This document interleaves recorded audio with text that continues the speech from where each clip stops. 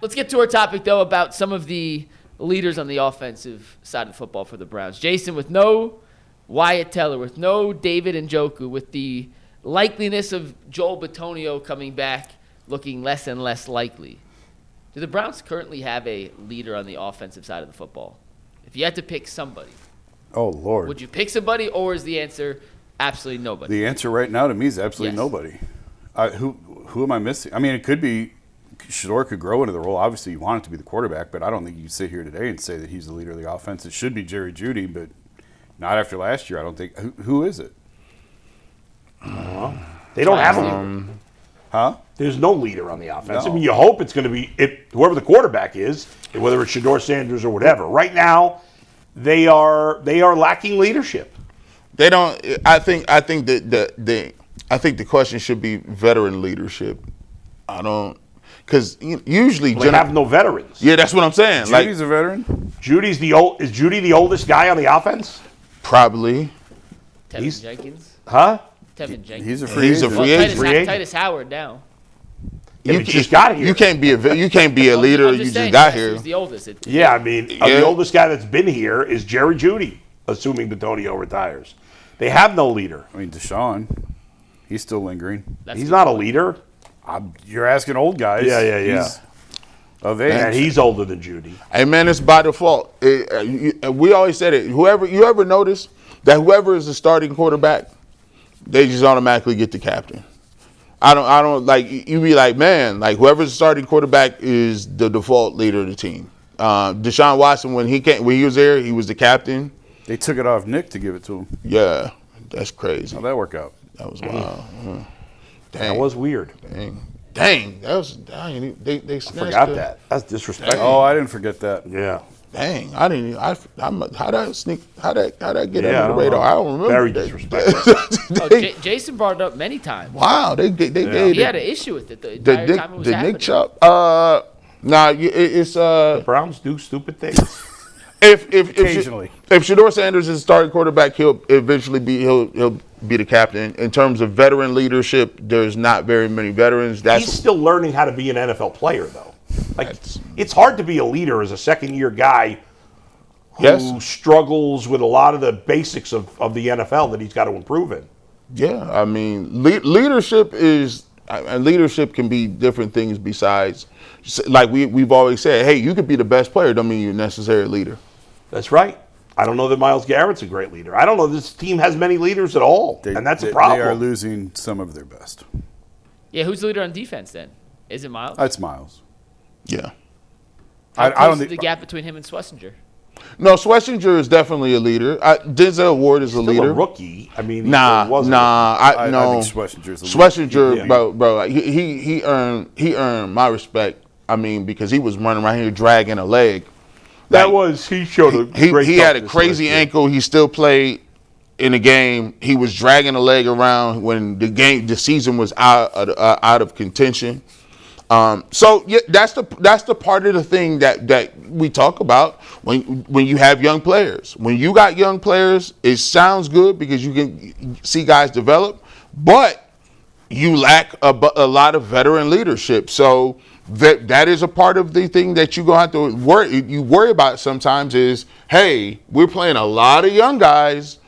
Do we have enough veteran leadership on both sides of the football? And I actually think it's one of the reasons they went and asked Joel to come back a bunch of times, and even some of the, Todd Monken comes back and says, hey, we would really like to keep you. Quite honestly, that's another reason why I would overpay for Linderbaum. I'm not a big overpay guy. I just think the Browns try and solve all their problems by throwing money at it. Yeah.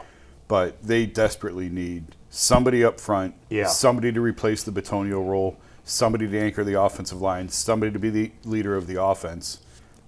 To me, right now it's Tyler Linderbaum. You went from an offensive line that over the last few years has had Teller and Bitonio and Conklin, 3 seasoned vets. Yeah.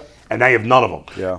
And let me and sometimes people say leadership is overstated, but not when it comes to, I think the leadership is the biggest thing that I see is with the offensive line. The offensive line is a unit. The offensive linemen are the unsung heroes. They set a tone. they are the dudes that get guys together and say, hey, we doing this week. Hey, we going over here to do this. The offensive linemen it's a different, unique group. They are the smartest guys in the room. They're like gladiators. They're unsung heroes, and they keep I would say the mojo going. They keep a lot of the locker room stuff going, and you definitely need offensive linemen that's together, that can get guys going and moving and keeping the morale good. And when you have a bunch of young guys up front, it's tough, especially if you got to depend on guys that you got beat on the last play. Are we gonna pick each other up or figure it out? Or are we going to continue to keep playing? And sometimes when you have a bunch of young players, that's tough up front. It's one of the most difficult positions to play on your body mentally, but it is, I'm telling you, it is one of the most important positions. And for me, yeah, you're going to have to replace that leadership up there somewhere. And it feels like with receivers, it's dependent on who the quarterback is, if you want to go to a certain team or not, right? Mm-hmm. And quarterbacks, it's who do you have around you, stuff like that. With a free agent offensive lineman, I feel like it's a little bit different. Like, they'll just take the money. Yeah. They'll take the highest offer. Right. You see what I'm saying? Yeah. We haven't spent a lot of time talking about Linderbaum. I think it makes a ton of sense. He's a great fit. I think and unlike a lot of the other free agents, he's a younger free agent. Yeah. How old is Linderbaum? He's probably like 27, right? 28? No, I don't even think he's that. I'll pull it up right now, but I do not believe he is. That's who the Browns need to add is the 20-year-old free agents, not the 30-year-old free agents. And then you get and then you can. It just anchors the whole. When you get your center right now, everything falls into, because that guy's going to be making 25. 25.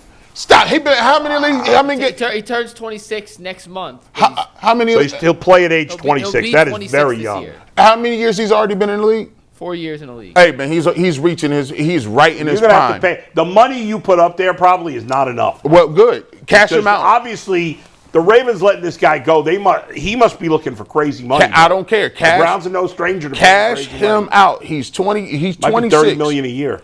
He's 26. Yeah. But once you get that position solidified, now everything falls into place. Because now he's the guy that's going to be making the calls. He's going to be the leader up front. And and guess what? He understands what Todd Monken want to do. By the way, that's it. Creed Humphreys, and that's a good point with the Todd Monken connection, but Creed Humphreys set the center market last year. Yeah. 18 mil per. That's the highest paid center. Right, but the cap took a huge jump this year. I'm just saying. Right, I bet you he gets at least 25. I think that's probably reasonable. Yeah. 20. I don't think he's getting to 30, probably 25. If they was talking about playing Rasheed, what's his name, the tackle from the Packers? Yeah. If he was getting 21, yeah. And Chris Paul, not the basketball player, was getting 17. No. No, we're gonna overpay for him. The highest guard contract in football is $24 million a year. By the way, Alec Pierce, $84 million of his $116 is guaranteed. Wow. A lot of money. Wow. By the way, if you do get Linderbaum, you can find a way. Now it opens it up where you can get if you want to go tackle, you can go tackle in the draft, and now you feel halfway decent. Yeah. Because if you go, you say, if I could fill one role at tackle, I've upgraded at center, and I've upgraded at right tackle. And then again, you bring in a veteran guard on a 1-year deal, cheap money. You draft a guard in the third, fourth round. If he's ready, you go with the young guy. If he's not, he sits a year and watches. And DeJuan Jones is a lottery ticket if he plays. And then you got Whippler to play the other guard. You have DeJuan as your backup tackle. I like it. That is the move I would make. And by the way, that gives you the best opportunity to get. I think that way, that gives you the best opportunity to make an evaluation on the quarterback. And on top of that, you can actually make your running game a part of it and make Quinshon Judkins another part of your offense to make the offense move and work better. I just think it's no brainer. I'd like to see the Browns, whether it's free agency or I was thinking about this more because we talked about Love, the running back, right? And the Browns probably not going to draft him at 6. Although like I said, I wouldn't be against it. The idea of having two really good backs. I like that. I think even if the Browns are not going down that road, I think they should seriously consider adding a quality running back. On my mock draft, listen, Nick Singleton was available in the 3rd or 4th round. the running back out of Penn State. Yeah. They got him and Katron Allen. Those guys who watch Big Ten football see these guys. I think you need another back. Simpson is more of a. He's a third back. He's a third back. He's third down back. But you need another guy that you can don't hand just the go ball with to. a boring veteran. Get another playmaker with some there. juice. Because it might be easier to get another really good playmaker there than getting another wide receiver, because running backs tend to drop in the draft. They even do. Good ones. Like, you're much more likely to find a good running back in the 3rd, 4th, 5th round than you are at other positions. I would say top of the 2nd round if you want to go that route, right where you found Quinshawn. Well, yeah, maybe the same. Maybe, yeah. But I think, wasn't Chubb a high 2nd round pick? Yep. Wow. Big signing here, guys. The Chiefs are signing Kenneth Walker. Wow. The Seahawks, the Super Bowl MVP goes to the Chiefs. Wow. They are not messing around after a down year. Yeah. Patrick Mahomes back behind closed doors. Well, they haven't had a good running game. Yeah. Who tweeted that out? What's that? Who tweeted that? Ian Rappaport. Oh, he's the first one. And now Garofolo, and now Diana Rossini. Well, they're all following. So that means, I mean, the agents text. They have one text. Yeah, with all of the. That's why they mention the agents, which is they're like right. Whatever. Yeah. So now it doesn't matter who tweets it. They all getting the same information. So now let's get to so Pacheco's out, right? Yeah, but Pacheco 2 years ago looked like he was going to be good. Then he got hurt, and he's just not been the same. Yeah, he looked like he was going to be one of them. But the Chiefs were like, we got a lot of improving to do. Yeah, and they're not messing around. Meanwhile, the Bengals with this multi-million-dollar passing game are sitting on their hands as usual. First day of free agency. So we haven't even talked. Do you think the Browns are going to make a splash today? No, I don't think so. Do you think Linderbaum's going to get signed today? So you don't think he ends up coming here? No, I don't think he comes here. No, but I think it'd be phenomenal if he did. That would be the number one. That would be the number one target for me in free agency. That would be it. I agree. I think it makes more. I think offensive line makes more sense because for me in general, I believe all offensive line play is at an all-time worst. I think finding a lead offensive lineman is. I mean, if you get one, that's why I'm looking at the Ravens. Like, if you just got to do like that, why would you ever? I think that's the only splash move that's possible for the Browns today is Linderbaum. If I were them, I would go. I agree with you, Jason. I'd go all in on him. But I don't know. I just, who knows? You're right. Generally, with offensive linemen, you think they'll just take the most money. But maybe he wants to play on a team that he thinks can win right now. Can somebody tell me why Decker from the Lions, why he wanted to be released? He wanted an extension. They wouldn't give an extension. I mean, same thing with Trent Williams. I mean, Taylor, how old is Decker? 33. He's getting up there, but he ain't 37. See, good teams don't just overpay on guys. They believe in their draft and development program. There you go. Right, that's the problem. That's I mean, the Lions just got good now. That's how healthy teams do it. The Lions just kind of got good. Yeah, but these are the people in place that put them there. The people in place have done a good job. I'll give you, that's fair. Yeah. The people there, that's there. They, Free agency is supposed to be a stopgap to fix your draft misses. That's it. Or a supplement. And occasionally you get like a Linderbaum situation where a guy is really good and really young, makes it to the market. That's very rare. Yes. Usually the reason why these free agent contracts are so absurd is because you didn't develop the guys you had. Yeah. You missed. So there are misses like up front.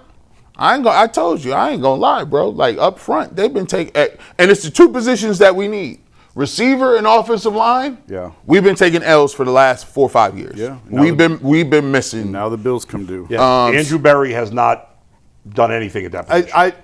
If I believe, I'm certain Jed's been hurt. If Jed Wills had been healthy, he'd still be in the league, and maybe he's coming back in the league now. I heard he's working out with people. Yeah, so that it was still a bad pick.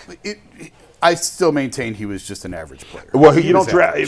Guys got to be better than average in the first round. But when you compound the injuries on top of it, and now he's been out of the league for the last year. But that was, you wouldn't be looking for a left tackle if that was a better hit. Zach Zinter was a big miss, and that's what put you in this position now. Yeah. Yeah. And then Conklin was hurt back and forth. You know, that was one of their big signings, and they signed him They kind gave him of an extension. We thought he was going to retire. They gave him a 3-year extension. Yeah, which was stupid. That just goes to show you how line play is. I mean, it's tough. Defensive linemen are getting better every year and faster, and offensive line play is just getting progressively, you know. Right, which is why signing Tyler Linderbaum makes a lot of sense, but I guess we'll see what he wants to do. Go ahead.